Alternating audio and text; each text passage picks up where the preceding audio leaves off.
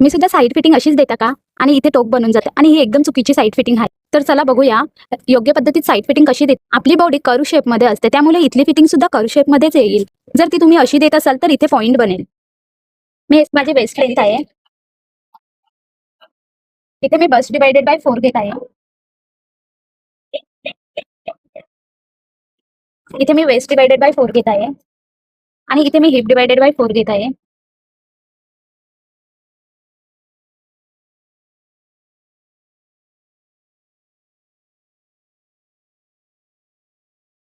आणि नेहमी नेहमी फिटिंग करताना लेग कर्व शेपरचा यूज करा. लेग कर्व मध्ये तुमची एकदम परफेक्ट फिटिंग येईल.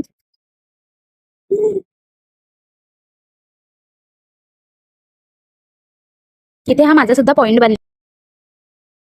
फ्रेंच कर्व अशी ठेवायची आणि राऊंड शेप द्यायचा. ही तुमची एकदम परफेक्ट फिटिंग आहे आणि बॉडीनुसार ही कर्व मध्ये सुद्धा जाईल.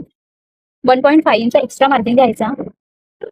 इथे सुद्धा 1.5 इंच एक्स्ट्रा मार्जिन द्यायचा आणि इथे शेप द्यायचा. इथे आर्महोल कर्वने थोडासा कर्व शेप द्यायचा.